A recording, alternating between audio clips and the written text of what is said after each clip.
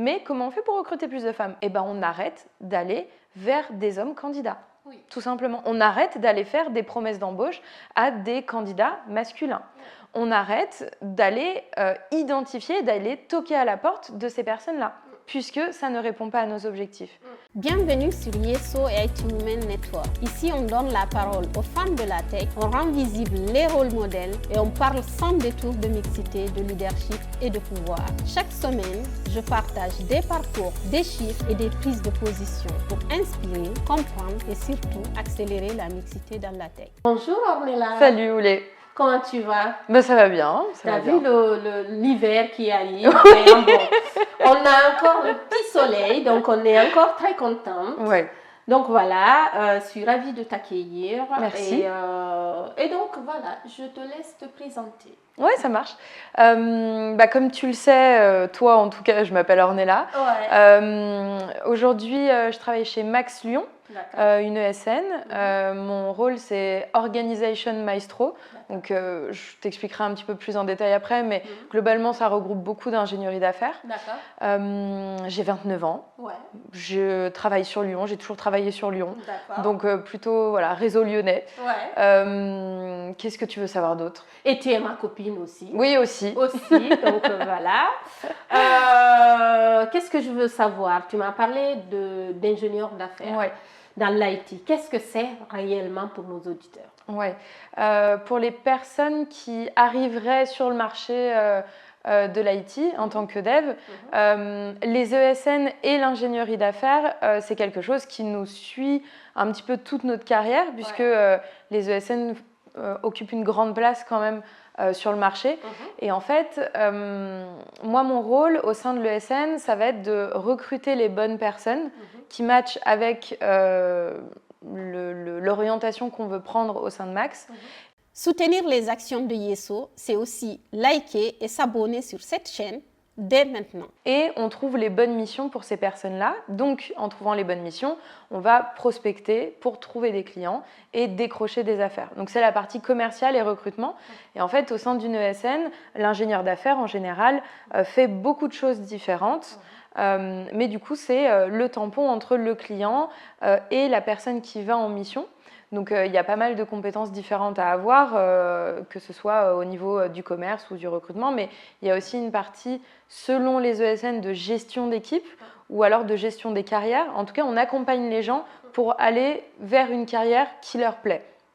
Alors, il y a plein de façons de faire ce métier-là en ESN.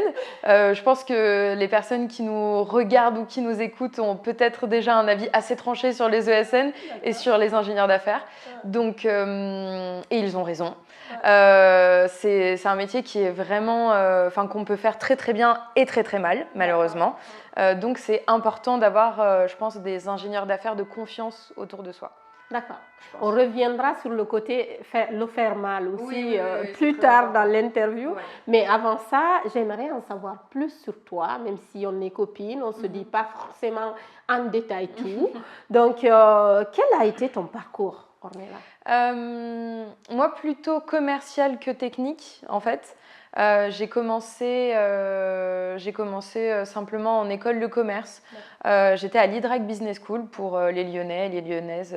Vous connaissez forcément quelqu'un qui est passé par là dans votre famille ou un ex ou une ex peut-être, un cousin, c'est possible. Donc j'ai fait un master donc ingénierie d'affaires. J'ai fait 3 ans d'alternance. Et en fait, j'ai commencé à arriver dans le secteur de l'IT très très tôt, puisque dès ma première année en stage, en fait, c'était chez Quadratus, qui est une société qui fait partie du groupe Cegid. Donc, j'ai commencé ma carrière là-bas en tant que stagiaire. Donc, vraiment du côté éditeur logiciel. Donc là, vraiment, c'était du commerce pur, sauf que la partie technique m'intéressait énormément. Mais c'était très très très nébuleux à la base pour moi. Et ensuite, j'ai pu faire une alternance chez Dimo Software, qui est un éditeur aussi, qui se trouve à Limonest, dans la Tech Lead, qui est un éditeur logiciel métier qui fait beaucoup de choses. Je faisais notamment la partie commerciale sur un logiciel de SAV, SABE. Et là, pareil, la partie commerce évidemment m'intéressait, mais la partie technique m'intéressait encore plus. Je voulais savoir comment ça fonctionnait.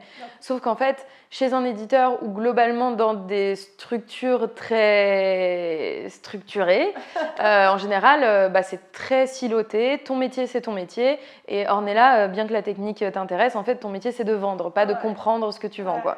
Donc, j'étais un peu frustrée de ça. Et c'est pour ça que je me suis dirigée en alternance ensuite plutôt vers des agences web et des ESN pour pouvoir être beaucoup plus proche de la technique et de la conception du produit. Donc ça a été toute une histoire. Et j'ai fini par faire du coup 2 alternances par la suite, donc en agence web et en ESN.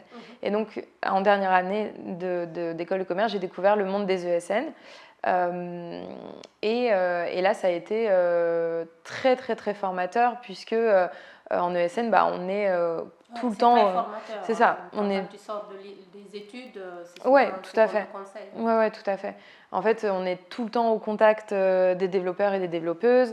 Si on arrive à être dans une équipe qui a envie de partager son métier et ses connaissances, c'est hyper enrichissant. Et puis les projets sont diversifiés aussi. Oui, puisque oui.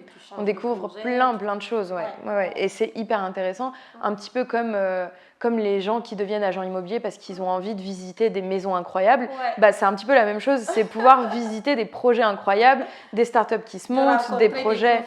C'est ça. De pouvoir toujours aller de projet en projet, de secteur d'activité en secteur d'activité. Et donc voilà, 5 ans en école de commerce à l'IDRAC. Et l'alternance, je pense, ça a été la meilleure chose à faire. Ouais, parce que du coup, tu arrives dans le monde du travail avec une expérience déjà. Ouais. Mais du coup, la question que je me pose, c'est pourquoi cette filière? Pourquoi tu as choisi, quand tu étais... Parle-moi un peu de collège, lycée, avant l'université. Oula pourquoi tu as opté pour l'école de commerce et pourquoi ingénieur d'affaires? À vrai dire, mes parents ont toujours été commerçants, en fait. Donc, vraiment, ils avaient des magasins de vêtements, de luxe et tout. Donc, en fait, j'ai passé vraiment mon enfance dans les magasins, dans les cartons. À l'âge de 10 ans, j'accueillais les clients. Je comprenais rien à ce que je faisais, mais j'étais trop contente. C'était ouais, c'est clairement de l'exploitation de mineurs, donc il faut surtout pas que ça s'ébruite. Mais faut pas donner leur adresse. Non. Mais de toute façon, ils sont à la retraite maintenant, donc tout va bien. Mais en tout cas, j'ai toujours vécu entourée de clients et toute ma vie, du coup, quand j'étais petite, tout le monde me disait alors, tu vas reprendre le magasin de tes parents et tout. Et en fait, moi, aucune envie. Vraiment, aucune envie. J'ai grandi dans l'arrière-boutique. Tu aimais la vente, mais peut-être pas. Oui, non, voilà. Non, pas du tout, ouais. Et puis, en fin de compte, arrivé au bac, en fait, on m'a proposé d'aller en prépa grande école de commerce. Donc, je ne savais pas du tout que c'était possible et je ne pensais pas du tout que j'en étais capable. Donc, c'est une professeure qui m'en a parlé parce que sinon, personne m'en avait parlé, en fait, que j'avais les compétences pour le faire. Et d'ailleurs, vraiment, merci à cette prof-là qui m'a montré que je pouvais faire autre chose qu'un BTS ou quoi, parce qu'on était dans un lycée où en fait les gens ne faisaient pas beaucoup d'études après. Et finalement, j'ai été du coup la première de ma famille à faire des études supérieures, quoi. Mais là, il y a un vrai souci, tu pointes là, un vrai souci en France au niveau du collège-lycée, les conseillères et conseillers d'orientation. En fait. Oui, tout à fait. Il y a vraiment on m'a très mal conseillé, malheureusement. Tu vois, dans le réseau IT Woman, le nombre de femmes reconverties qui te disent moi, je savais que c'était l'IT depuis le collège, mais on m'a dit, mais c'est pas ça. Il faut pas faire ça. Tout à fait. Donc, il y a un vrai sujet si la ministre de l'égalité homme-femme nous regarde. Attends, on est à quel gouvernement maintenant? Est-ce qu'on en a un dans ce gouvernement? Je sais pas. On sait même pas. On sait même pas. Donc, si une ou un ministre nous regarde, peu importe son ministère, s'il peut passer le mot à la bonne personne, Donc voilà, revoir ça, ou alors subventionner des interviews comme on fait là. Effectivement. Parce que ça aussi, ça donne des vraies infos. Tout à fait. Clin d'œil, promo, auto-promo, quoi. Voilà, donc dans ta promo, en fait, à l'université en ingénieur d'affaires, quelle était la part de femmes? Moi qui viens de la tech, j'imagine, peut-être c'est beaucoup ou pas? Alors non, pas vraiment. En fait, en école de commerce, je pense que la parité est assez respectée dans les étudiants globalement. Mais par contre, il y a des spécialités. Donc, tu vas avoir des spécialités comme comptabilité finance, marketing, communication, tu vas avoir la partie entrepreneuriat et la partie ingénierie d'affaires. Enfin, en tout cas, à l'IDRAC, à mon époque, c'était à peu près comme ça. Et en fait, on retrouve un phénomène qui peut avoir un peu les mêmes mécanismes qu'aujourd'hui sur le marché de l'IT. C'est que, du coup, toutes les spécialités où tu vas avoir beaucoup plus de... où ça va être très connoté artistique, créatif, voilà, on met des couleurs de partout. En fait, c'est fait pour, globalement, les filles s'y intéressent en premier lieu et en second lieu vers des choses plus techniques.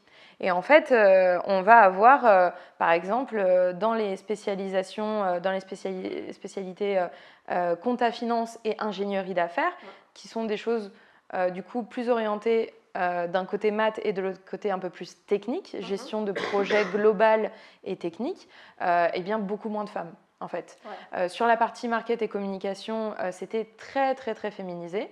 Sur la partie ingénierie d'affaires, plus technique, dans notre classe, on était 3. En fait, on était 3 filles. D'accord. Et ça ressemble vraiment à ce qu'on retrouve dans oui, parce qu'en fait, c'est ça, parce qu'en fait, ce qui se passe à ce moment-là, c'est quelque chose qui se passe dans toutes les études, dans tous les secteurs d'activité. C'est au final le stéréotype, en fait. Le stéréotype d'un métier et le stéréotype de telle personne qui a tel genre ne peut pas... sera plus douée dans tel métier ou dans telle sorte de métier. Voilà. Et en fait, ça, pour le coup, ça touche un peu tous les secteurs. Oui, c'est sociétal en fait. C'est des préjugés qui sont dans la société et donc du coup qui influencent aussi la pensée de plein de femmes, de plein de familles aussi. Parce que parfois, c'est les familles aussi qui te disent bah oui, il faut faire tel métier parce que là, tu trouveras du boulot. Voilà. Parlant de ça, est-ce que toi, à un moment de ta carrière, tu t'es dit ça va être compliqué la rentrée dans le monde du travail? Comment ça a été la rentrée dans le monde du travail pour toi? Moi, pour le coup, ça s'est très bien passé parce que je pense, j'ai fait beaucoup d'alternance. Oui. L'alternance, ça a été un vrai tremplin et ça m'a permis de consolider vraiment de l'expérience même avant d'arriver sur le marché du travail en CDI. En étant junior, j'avais déjà 3 ans d'expérience quelque part. Et ça m'a permis d'avoir déjà un réseau sur lequel travailler et aller chercher du travail. L'IT sur le réseau lyonnais étant quand même un monde assez petit, ça s'est fait assez facilement. J'ai travaillé dans mon premier CDI au sein de l'entreprise Habile, qui est une ESN aussi, et j'y suis restée 3 ans. Donc mes 3 premières années en temps plein, en carrière, voilà. Et pendant ces 3 années-là, du coup, j'ai eu une évolution. Donc j'étais ingénieure d'affaires. Puis on m'a donné l'opportunité de monter une équipe autour du DevOps, du métier de DevOps. Et en dernier lieu, du coup, je gérais l'agence lyonnaise. Donc on appelait ça une ruche, donc la ruche lyonnaise. Voilà. Donc le début de carrière s'est assez bien déroulé dans le sens où j'ai pu trouver très rapidement un job. Donc j'en étais très contente. Et puis la moralité de l'histoire aussi, c'est quelque part l'alternance. Et l'alternance, on ne le dira jamais assez. Ça te permet de connaître ta valeur, d'avoir une expérience, donc de mieux te vendre en entretien, même sur le marché, dans sa globalité. Et puis l'autre aussi, comme tu disais, de te faire ton réseau, d'arriver la tête haute quoi, sur le marché de l'emploi. Et parlant de tout ça, est-ce que à un moment donné aussi de ta carrière, tu t'es fait un plan de carrière. Tu sais, tu t'es dit, bah, je suis dans cette entreprise, on commence à me donner des opportunités d'évolution et tout ça, et ben je vise tant, quoi. Oui, en fait, lorsque j'étais chez mon premier employeur, c'était quelque chose qui me tenait beaucoup à cœur et j'avais très, très, très envie J'avais cette envie de gravir des échelons, d'avoir des postes de plus en plus hauts. Et en fait, il faut savoir qu'au sein de l'ESN, on donne beaucoup de responsabilités aux gens selon les résultats qu'ils apportent. Comme d'ailleurs parfois dans les métiers de l'IT, un très très bon dev ou une très très bonne dev, on va lui proposer d'être lead ou team lead, alors que ce n'est pas le même métier. Faire du management et faire le métier de dev n'est pas du tout le même métier. Et en fait, au sein des ESN, c'est à peu près la même chose. On nous propose d'avoir des postes différents, plus hauts, assez rapidement, simplement parce qu'on génère de la valeur financière, en fait, parce qu'on génère de la marge. Et en fait, ça peut être assez déstabilisant, parce qu'en étant tout juste sorti d'école et en ayant 1, 2, 3 années d'expérience, eh bien, on va nous donner des responsabilités auxquelles on n'était pas du tout préparé. En fait, la promotion, quand il n'y a pas une formation, une préparation en amont, eh ben, ça dessert aussi la cause quelque part. Oui, tout à fait. Bah, c'était très déstabilisant en fait. Et surtout, je me suis rendu compte que c'était des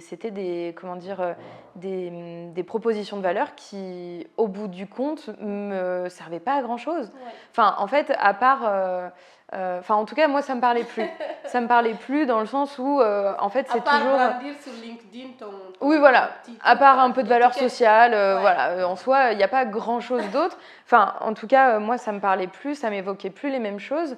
La partie uniquement financière et prise de poste et gestion d'équipes plus grandes, moi, ça me parlait plus et ça m'évoquait plus grand-chose, en fait. J'avais perdu complètement le sens de ce métier-là.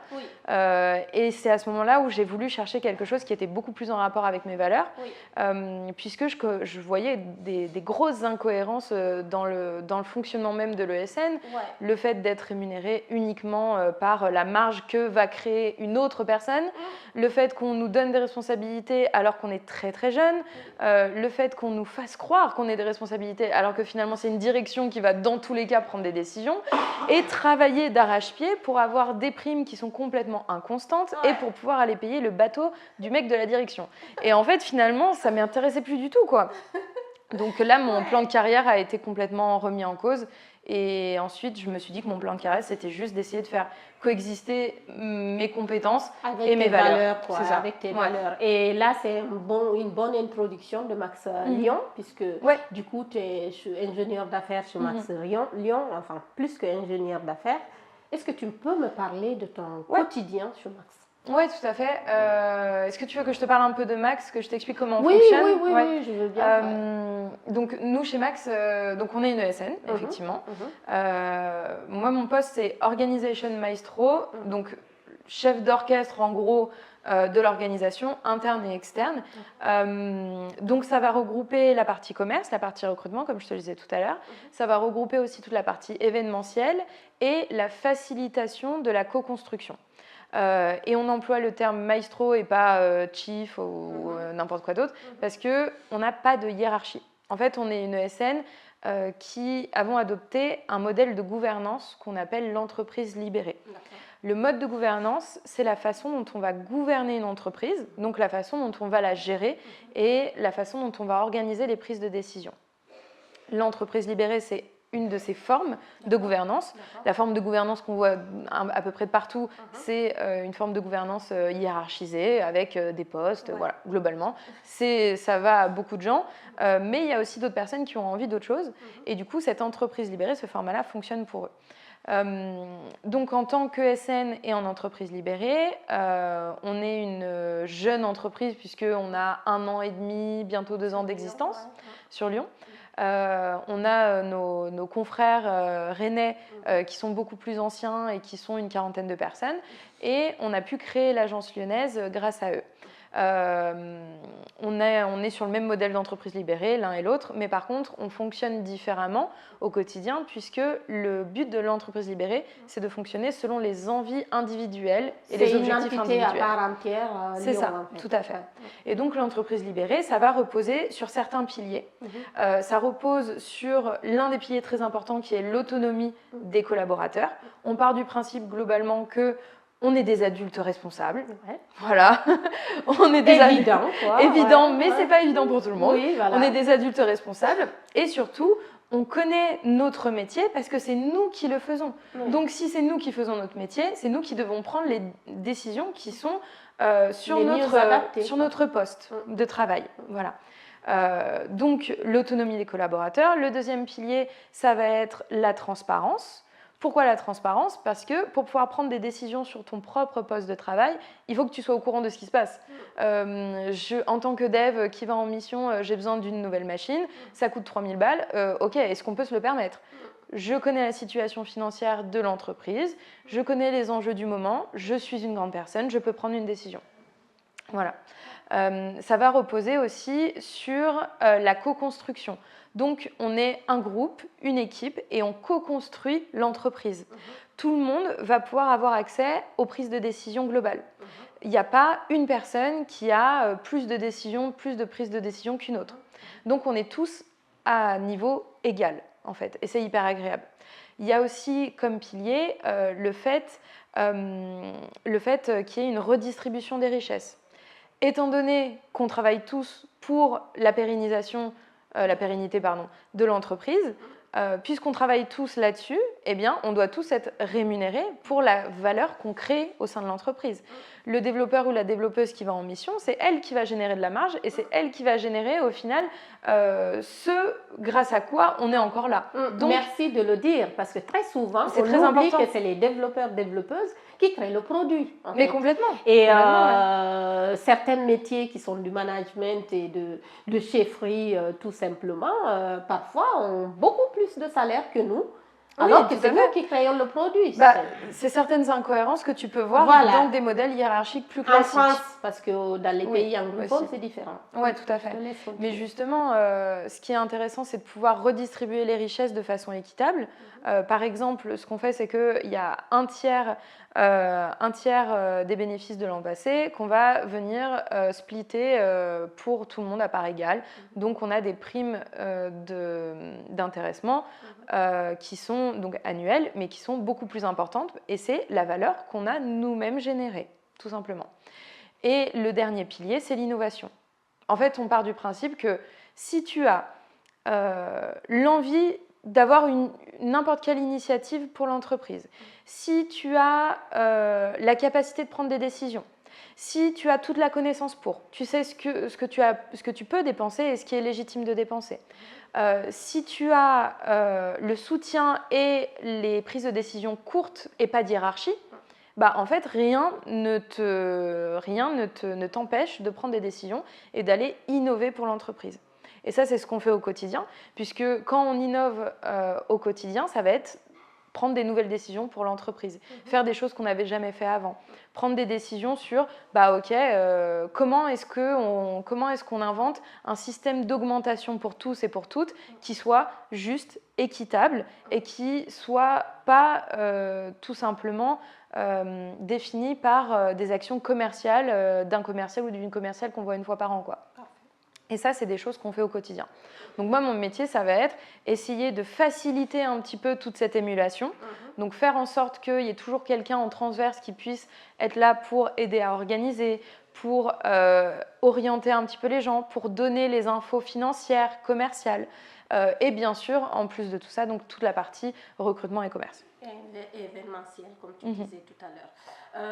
Ce modèle est génial. Je suis sous le charme en fait de tout ça. Est-ce que ce modèle améliore la mixité? Qu'est-ce que vous, en tant que Max Lyon, qu'est-ce que vous avez mis en place pour accélérer la mixité dans vos équipes, par exemple? Je dirais que le modèle, oui, il facilite déjà l'avancée vers la parité.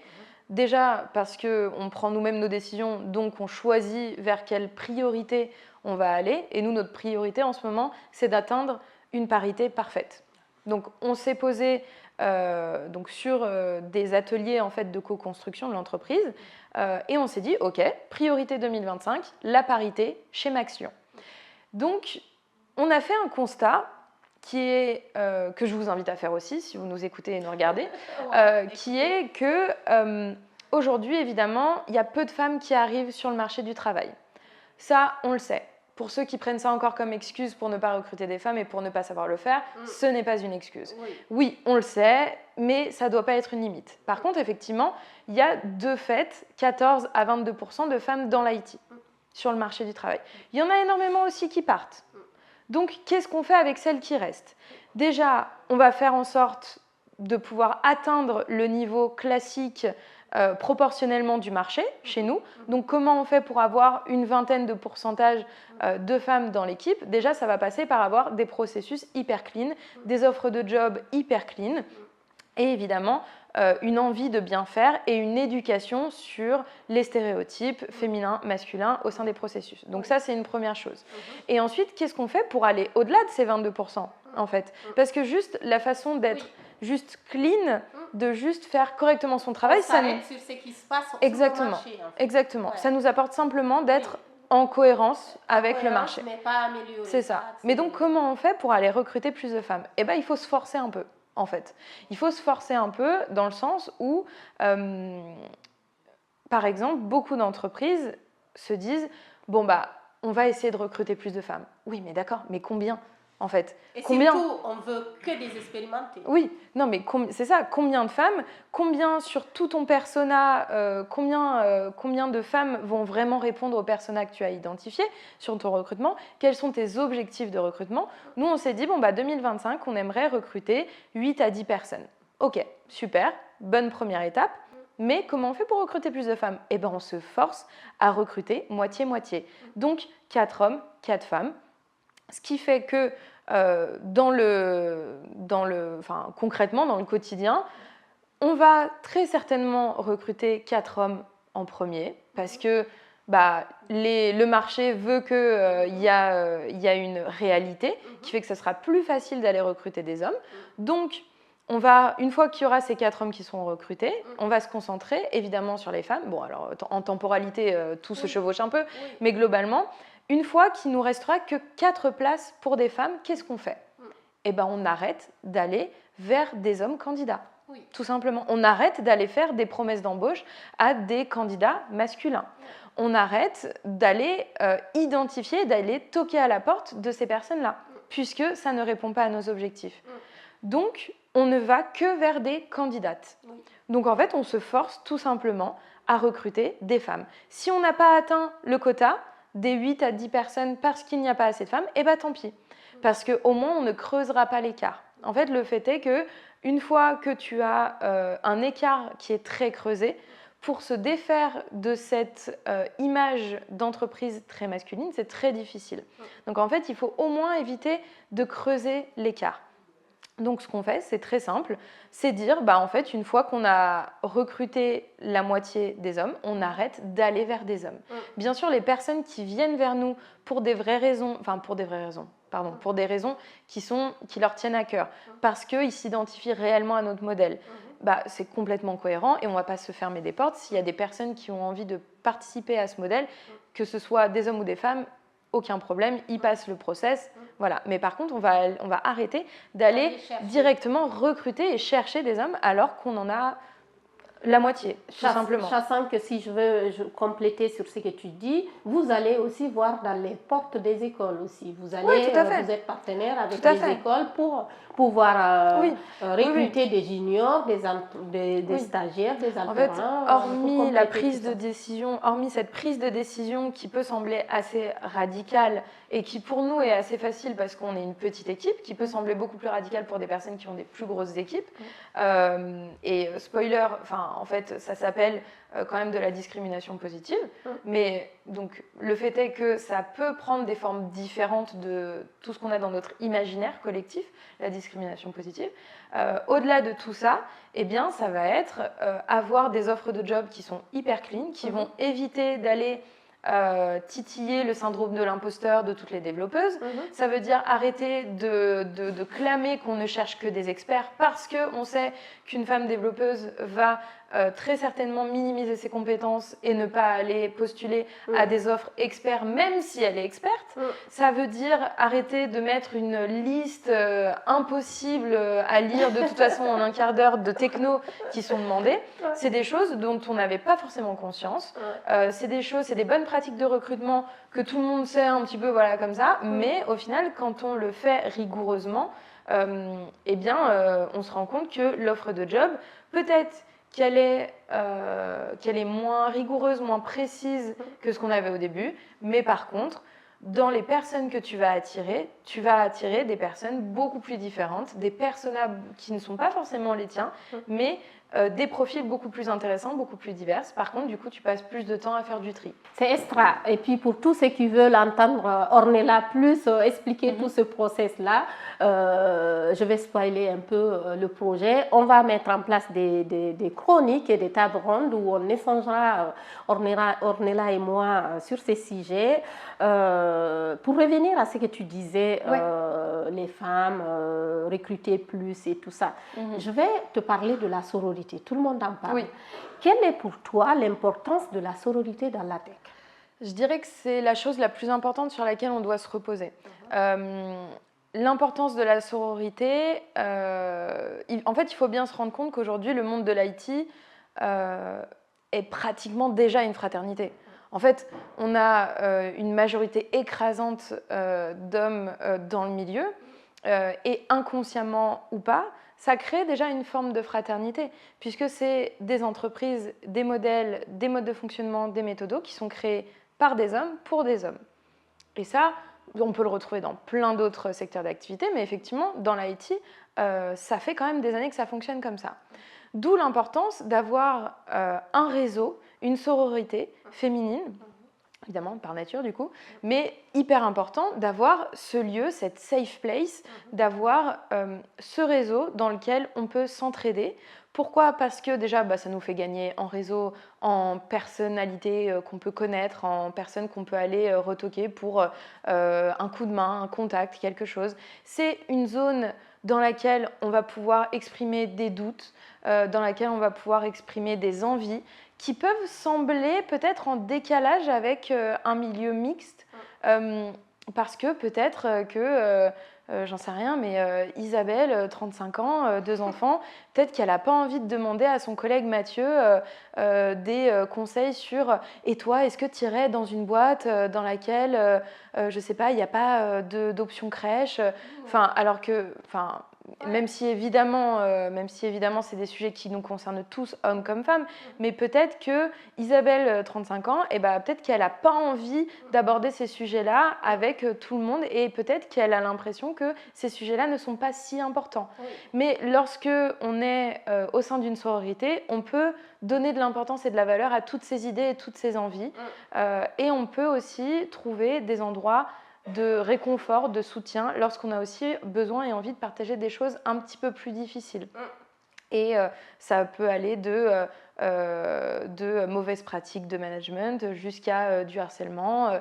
Et on le sait de toute façon. Et en étant dans cette sororité aussi chez YESO, on voit de toute façon déjà des témoignages qui nous disent en fait, ici, je peux aborder le sujet de telle personne à pratiquer du harcèlement. Oui. Voilà. Et ça, c'est hyper rassurant de se dire qu'aujourd'hui, on peut compter là-dessus. Et surtout, cette sororité, en fait, c'est censé être une boule de neige. On est censé se soutenir. On n'est pas censé... la sororité ne sert pas à inverser les rôles ou à aller attaquer ou quoi que ce soit. Elle sert simplement à se préserver d'un système qui ne fonctionne pas forcément et à avoir cette safe place. C'est important. Et puis, toi, tu as cité l'exemple de Yeso et le réseau IT Woman. Moi, je peux te citer l'exemple de Laurie, CEO de Shodo, Laurie Maurice, qui a mis en place une sororité avec le jeu de mots Shodo, qui fonctionne, mais à merveille. Ça part de serviettes hygiéniques dans les toilettes jusqu'à plein d'initiatives excellentes. Elle fait plein de posts d'ailleurs là-dessus, où ça ne coûte pas forcément trop cher à l'entreprise, c'est juste de la volonté et voilà, et des initiatives prises entre femmes, remontées aux décideurs et mises en place. Donc franchement, et en plus, à l'autre côté, c'est que les femmes attirent les femmes quelque part. Oui, tout à fait. Il faut se l'avouer. C'est censé faire boule de neige. Et on n'a jamais été aussi contre qu'un homme décide comme un homme, en fait. Qu'un homme réfléchit comme un homme. Un homme doit réfléchir comme un homme et une femme doit réfléchir comme une femme. D'où justement la mixité, d'où mettre en place, avoir des femmes, des hommes qui réfléchissent chacun à sa façon, chacun à sa nature, et tout ça touillé, ça va faire de belles choses en fait, surtout de la performance aussi quelque part. Donc, assez bavardé, c'est pas mon interview à moi, c'est le tien. Parlons de... J'entends souvent, je lisais même un article hier, d'autonomisation financière des femmes. Et franchement, j'ai vu un article, c'est non seulement génial, je m'intéresse à ça depuis un moment, de toute façon on se connaît, on en parle. Quel est ton avis là-dessus? Pareil, je pense que c'est un pilier sur lequel il faut vraiment se reposer et qu'il va vraiment falloir développer et pouvoir construire des modes d'aide et de soutien à ces femmes qui ont envie d'atteindre une autonomie financière en termes de connaissances.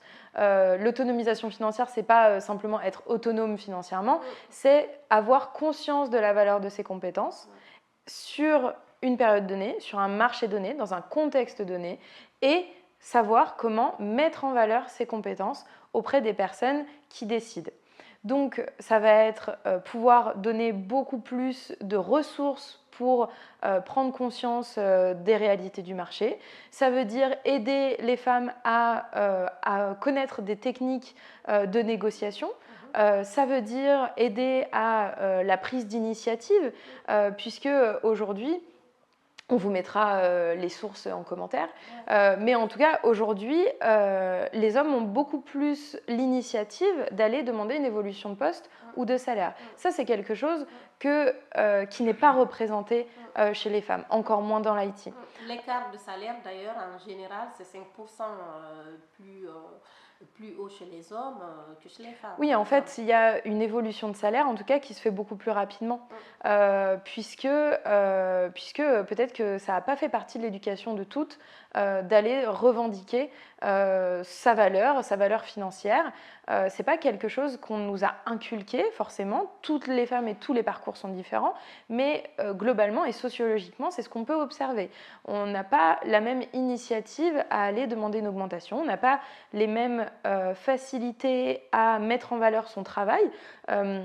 La développeuse va avoir beaucoup plus le réflexe de mettre en valeur le travail de l'équipe, du groupe dont elle fait partie, et pas forcément le travail qu'elle a fourni elle-même individuellement.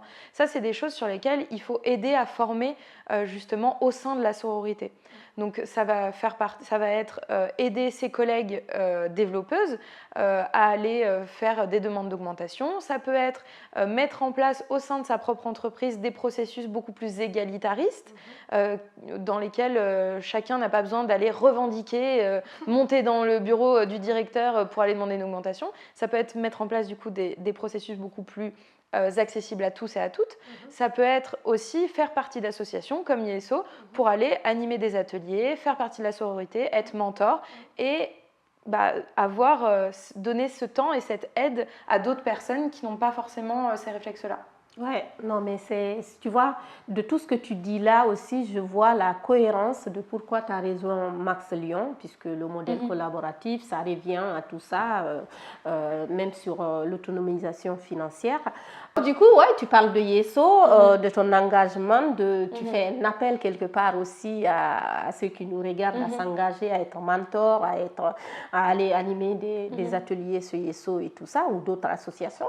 Toi, par exemple, ton cas, tu es engagé dans Yeso et tu es engagé dans d'autres associations. Ouais. Tu peux me parler de l'une d'entre elles et de ce que vous faites? Oui, il y a notamment AIMEL+, AIMEL+, si vous souhaitez aller nous chercher sur Instagram notamment. C'est une association qui a un impact sur plusieurs aspects, mais globalement, notre activité, c'est d'accompagner des personnes qui sont en demande d'asile pour des raisons d'orientation sexuelle ou d'identité de genre. Donc concrètement, c'est des personnes qui ont dû quitter leur pays parce qu'ils étaient en danger en raison de leur orientation sexuelle ou de leur identité de genre et qui viennent chercher l'asile en France. Et donc on les accompagne sur le fait d'établir leur dossier, sur le fait de les préparer aux entretiens, puisqu'il y a un entretien, plusieurs entretiens parfois pour pouvoir obtenir l'asile. Dans ces cas-là et sur ce point précis de minorité de genre ou d'orientation sexuelle, il faut savoir qu'il y a à peu près 40% des personnes qui le demandent qui le reçoivent. Donc il y a 40% d'acceptés. Avec l'aide de l'association, on arrive à monter plutôt à 70%. Ce qui veut dire qu'en fait, les personnes ont besoin d'être préparées, ont besoin d'être écoutées sur leur parcours aussi et ont besoin d'être aidées sur la partie administrative. Donc en fait, il s'agit toujours de rendre autonomes les gens et de pouvoir les aider aussi à préparer et à mettre en valeur leur parcours. Bon là, il s'agit plutôt de prouver leur parcours malheureusement, mais en tout cas, notre boulot, c'est de les accompagner au mieux et d'être un lien social aussi. Excellent. Eh ben, tu peux me parler, pour finir, pour conclure tout ça, de qu'est-ce que tu fais dans Yeso, puisque je suis très heureuse et c'est une Yeso leader que j'ai comme invitée. Parle-moi de ce que tu fais dans Yeso. Oui, avec plaisir. Donc chez Yeso, en tant que Yeso leader, je fais partie de la squad événementiel, meet-up, conférences. Ça regroupe beaucoup de choses, mais globalement, je m'occupe surtout des conférences que vous avez peut-être vu passer sur LinkedIn, qui est donc les IT Women Talk. Donc c'est presque mensuel, ça dépend des fois, ça dépend de nos envies, c'est pour vous faire des surprises, mais c'est presque mensuel et surtout la spécificité, c'est que donc, les voix qu'on entend, les conférences qu'on entend, ce ne sont que des conférencières. Donc on met sur le devant de la scène uniquement des femmes, donc des voix, une présentation non mixte, mais un public mixte. C'est-à-dire que évidemment l'auditoire est mixte, vient qui veut, et par contre on met sur le devant de la scène des voix féminines.